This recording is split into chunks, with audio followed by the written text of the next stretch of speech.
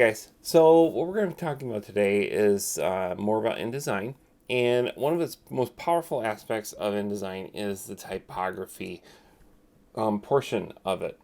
So what we're going to be talking about is how type is related to within InDesign and how it will work with you to kind of like develop all these different multi-page documents.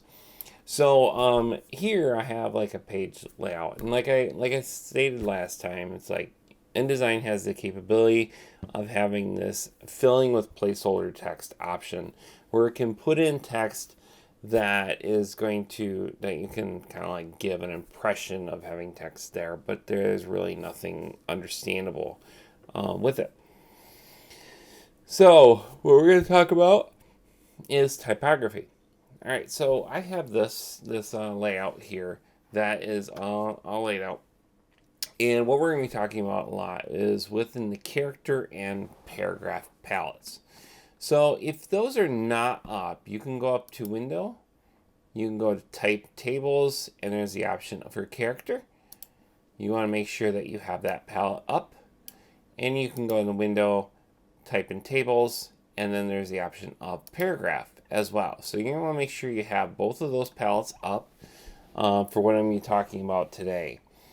All right, so with these two palettes up, you notice that there are basically they cover two different things. One is character, which deals with each of the characters in this document. Paragraph deals with paragraphs of text. Oh, sorry, guys.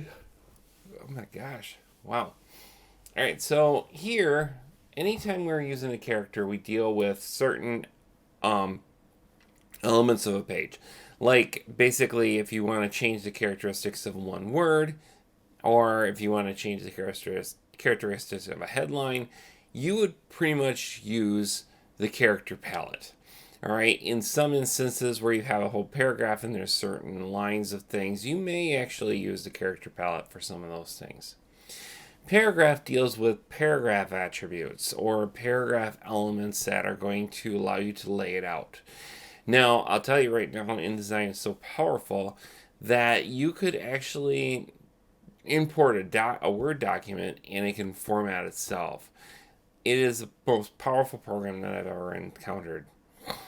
So, let's kind of get started. I know I kind of touched on it last time, but in order to actually use anything on here, you have to select it first. So I'm going to select the Unity on the grid. And over here in the character palette, you notice that the top line is called, well, right now it's set for mine as the default Minion Pro. It may be Myriad for you guys, depending on what system you're using. As far as this default, since I am on a Windows platform, you can kind of see that Minion Pro is my default font. So I'm going to select that, and you'll notice that there are a large variety of fonts here. They are not all going to be on your system. I have a number of them that I've already installed, but in all reality, I have close to like 3,000 or 4,000 fonts on my computer. They are not all active at the same time. I use a font management program in order to do that. So as you can see, there are many options here. Like, let's say I go to Adobe Garamond Pro. So I choose that, and that's what the font is, or the font style, or the font that you're using. Underneath of it is called the font style, where it says regular. Right now it says regular. If I were to expand that, you'll see that there's regular, italic, bold, and bold italic. So you have the option of choosing any of those elements, like italic. We'll set the text in italic.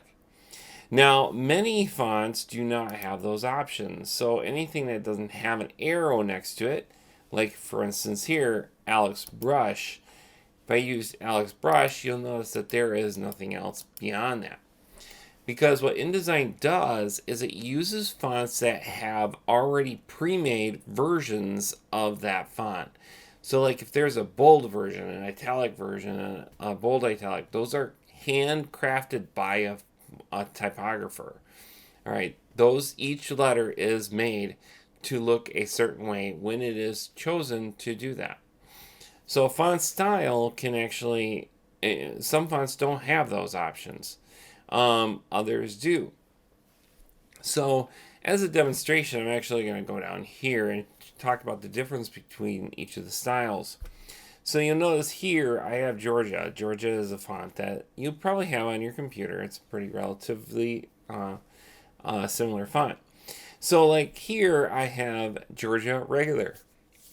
And Georgia Regular is what it shows up here. A is a good example of how extreme difference is. A true italic for the word Georgia or the font Georgia is this, where we use a slanted A, kind of like a cursive A. That is a true italic in any sense of the word. Sometimes what you have in certain cases, or certain programs like Microsoft Word, which they've gotten better at this, they would actually create what we call a faux italic, which they would take the regular font and skew it a little bit. Now for this, Georgia does not have a skewed font like this, so I just skewed it myself. So I just want to demonstrate what it actually kind of looks like. It looks like a regular A, just kind of like skewed. But on the other hand, there is what is called an oblique. Oblique is what we talk about. It's kind of like a fake italic, but some fonts have the option of oblique. Oblique is basically taking the letter and slanting it, but the typographer created that slant, not the computer system in order to do it. So there isn't a faux italic for that. There are some options as far as bold goes. So like Georgia Regular has the capital C looking like this. If you were to make it a fake bold or faux bold, what it does is it takes the outline equivalent of taking this and just kind of like beefing it up all uniform around the edges.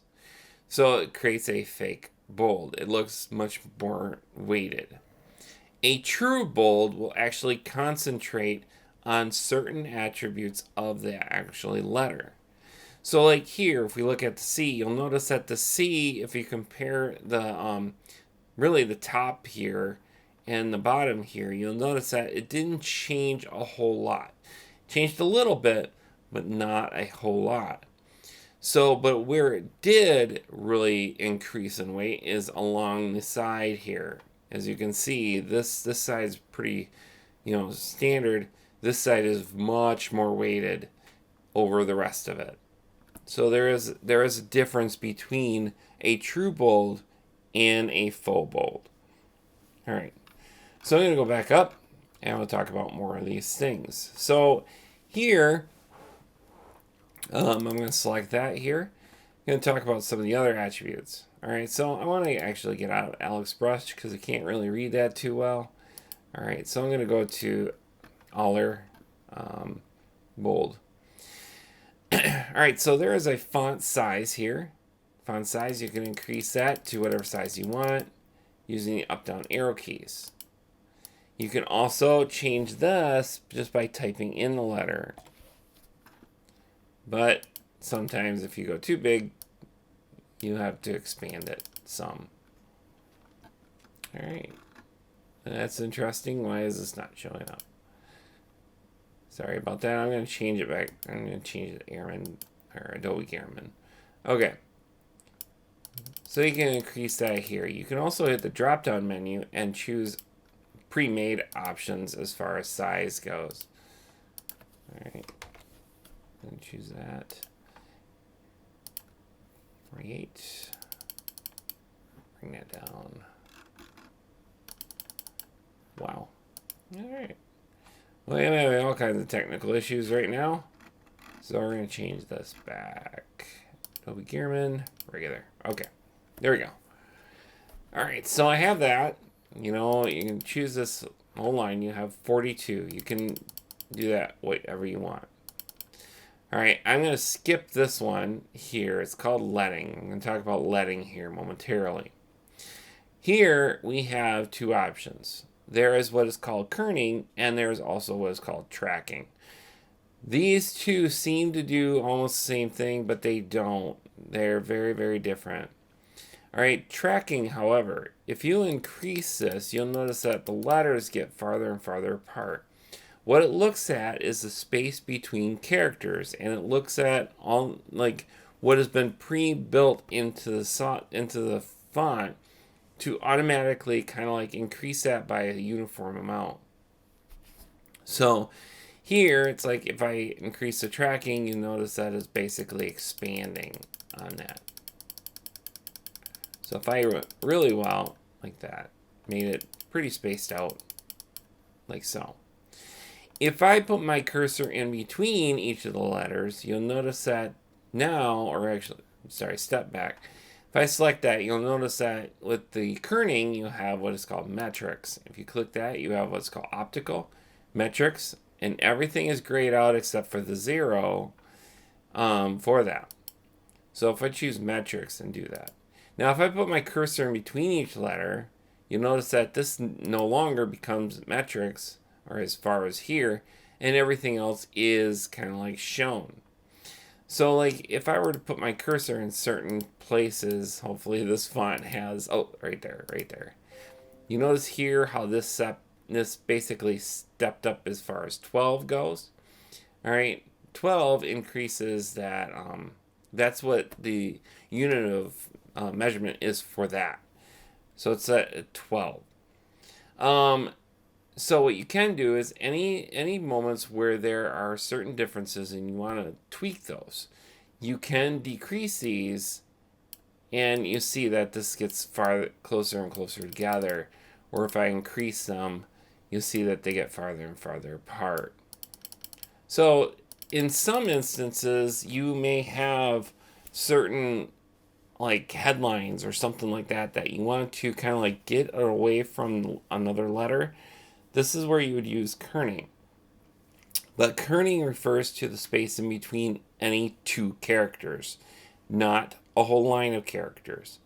So remember that. Kerning is any two letters, tracking is multiple characters. Okay. All right, so if I were to highlight this again, you'll notice that down here we have what is called the like basically vertical scale and horizontal scale. So if you want to increase the height of certain letters, you can do that. You can include width or decrease the width, depending on what you want to achieve with it. All right. So I'll get to some of these in a minute. I'm going to go back up here where it said letting. All right, letting, since that letting deals with any two or more lines, you can highlight this and you can decrease the letting. Letting is that space between lines. So letting is good for if you want to change certain attributes of a particular paragraph, you can do that too. Here it's like the headline. I want to just increase that or decrease that space in between each of the lines here to use. All right. So I'm going to expand upon that. So like that. All right. So like some of the options here, this is what is called a baseline shift. Baseline shift is there as an imaginary line that goes underneath all the characters here. What I can do is if I increase that, I can make it go above. If I decrease it, I can have it go below. So you can kind of see that's options there. All right, you do have the option of skewing, which is what I did with that A. That is you can make things a full italic if you so want to. Okay. All right. So other options here that I'm actually going to bring you over to the character palette that I have open here. All right, there are, I think you can actually open these up here, type. Yeah, it's not showing, let's see. Show options. Huh, interesting, it's not even showing that. All right, well, the options that I'm talking about are here. If you hit this little flyout menu, you notice that there's options such as all caps or small caps or superscript, subscript, underline, strike throughs. All right, those can actually be found if you have the character palette up on your sidebar. You'll notice that there are these options as well. All right, just in a button form. All right, so I'm going to go to the paragraph option. So I'm going to select all, basically, or I can select all. I'm not going to select all, but I do want to. So you can do it by either, what you can have is a double click picks the word, triple click picks the line, quadruple click picks the paragraph, and many clicks chooses all of them. So I'm going to choose all, and you have these options here. All right, first let's go ahead and change the font to something a little bit different. I'm going to go back to Gearman, regular. All right, you can increase the leading just like so.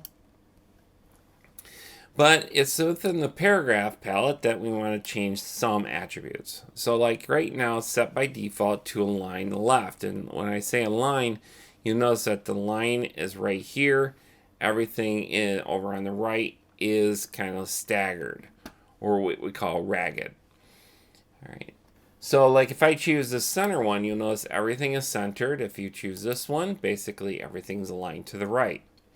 There are what we call justifications. So if I choose this one, you'll notice that it's lined up on the left as well as the right. So you can see that here is justified. You can justify center, justify right, or you can do full justification, which doesn't look as good in some instances, such as up in this area, at top, or down here at the bottom. Because what it does is it stretches each line or every line to make it fit within those parameters. So you can see if this line here is probably would have reached to about halfway through this area, but instead they spaced it out to kind of like make it go through to the very edge. All right, so I don't like that. I'm just going to go with the left justification. You have the option of indenting. You can indent a certain area portion. You can basically align it to the other side as well. As you can see, I'm increasing those, and you see that space in the box here. You have this option as well to indent the first lines of everything. So I can see I can indent the first line. You can also indent the last line, and what I mean by that is it basically pushes the end of the paragraph if it gets to the very edge of the line to make that look better if it needs to be. All right, this particular item is going to add a space before the paragraph. So as an example, let's say I wanted to make this paragraph kind of like stand out. I may go ahead and indent that a little bit on both sides. I may go ahead and make it italic. All right, and I want to add some space on the top and on the bottom, so this is where I would actually use this. So like if I were to increase the space for that, I would use up arrow key, or up arrow on this button. The other one is basically the bottom of the paragraph. So I go ahead and increase the bottom of the paragraph, just like so. Makes it stand out a little bit from the rest of the text, so you can see that it is a separate thought that's being done here. All right, there is also, let's say, drop caps. So like if I choose these two lines here, we have as far as drop caps. So if I increase that to 1, you'll notice nothing happens because what it's dealing with is one line. If I go to 2 lines, you'll see that each of the letters kind of like went to 2 lines, or 3 lines, or 4 lines, or whatever you want. This one deals with each of the characters in that line. So if I increase this to 2, you'll see that it basically increases the number of letters that are being shown. All right, I'll go back to 0 because I don't like that. All right. So a little trick too is like when you're dealing with text here, this is actually a general rule within design. So like if I were to zoom in and I was to scroll over a little bit, you'll notice that in this paragraph, there are two lines that are hyphenated. Now, what you can do is you can select everything, and there is a hyphenate button there. If I go ahead and click that, you'll notice that there won't be any hyphens. But sometimes that doesn't work as well. So like if you hit the hyphen button here, and you end up with certain hyphens in your paragraphs, the general rule is you do not want to go any more than 2 hyphens in a paragraph.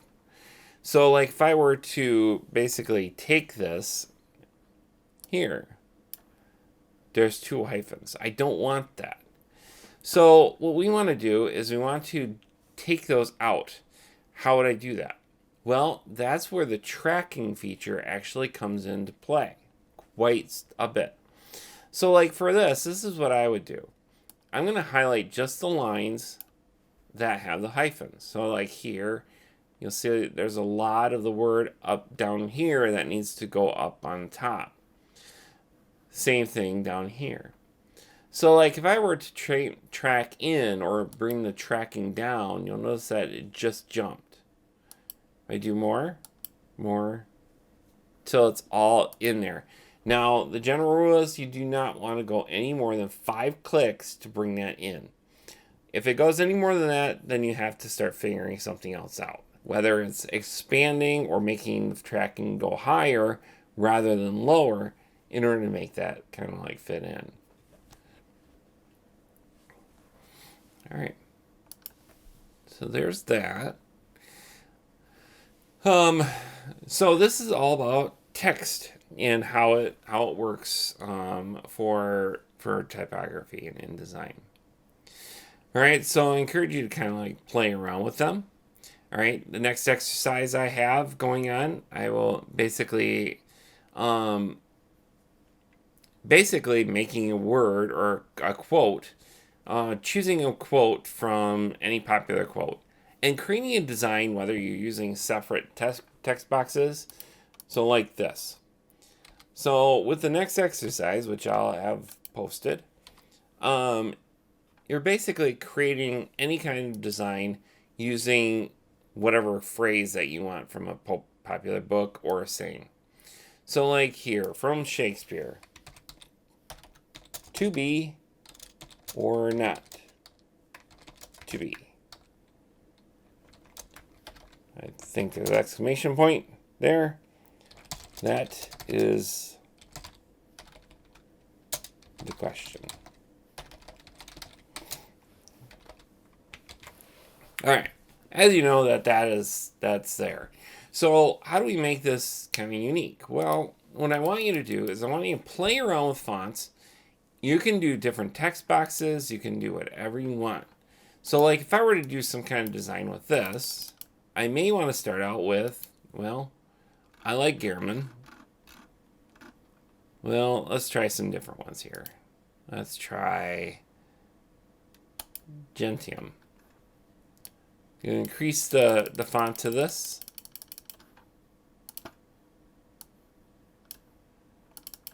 And I may go ahead and highlight this portion. Cut. Create a text box and paste. And again, I use keyboard shortcuts. Copy is Control C, or on a Mac it's Command C. Paste is Control V or Command V, depending on which platform you're using. All right, so this one, maybe I'll go ahead and make it bold italic. Take this.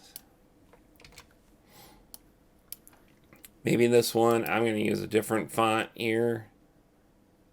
Caslon. Semi-bold.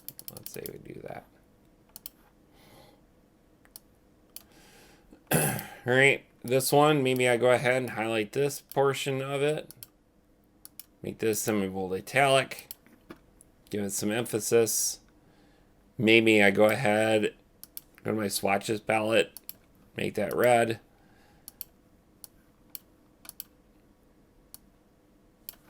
Maybe I want to bring emphasis to this. Maybe I bring that one red. Make that one just bold. Increase this. Maybe I want to bring the base lift shift or baseline shift down. Do that one. Maybe I make this one all caps. And I increase the size of this. Maybe I bring this one up. Baseline shift that one to just bring that up here. Now what you can do in certain instances, what we can do is I want to increase the size of this uniformly. So I can go over to the left side. In here, you're going to find a free transform tool. You can choose that. Grab a corner, hold down shift, and you can increase the size of that. Your black arrow. Position this a little bit.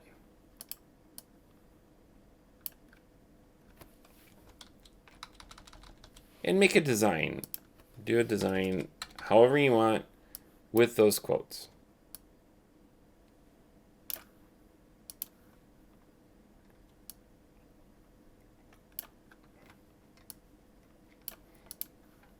Maybe you want to go ahead and add a line in here.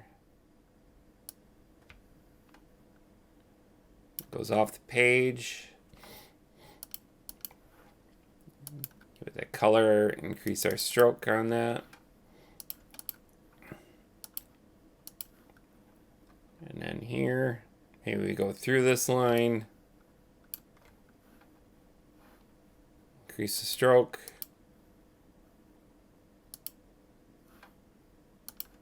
Like so. So many of you this is probably a good point to kind of like point this out. You may look at it as like, oh man, it looks like blue lines. How does it actually look? Little trick is if you go to the bottom of the toolbox, you're going to see a little icon that looks like a square, and you roll over, it says normal. If you click on that, you have the option of what's called preview. Preview is going to take all that stuff out. So you can kind of see what it looks like, but you can still work with it if you want to. So you can hold down shift, grab other things, use the arrow keys, nudging up, all that stuff. So what you're doing is you're going to create, I think I said total of like 5 quotes. To basically 5 quotes and playing around with the text. That's what your exercise is for this one. All right. So I'm going to quit right there, and hopefully, have a good rest of your day.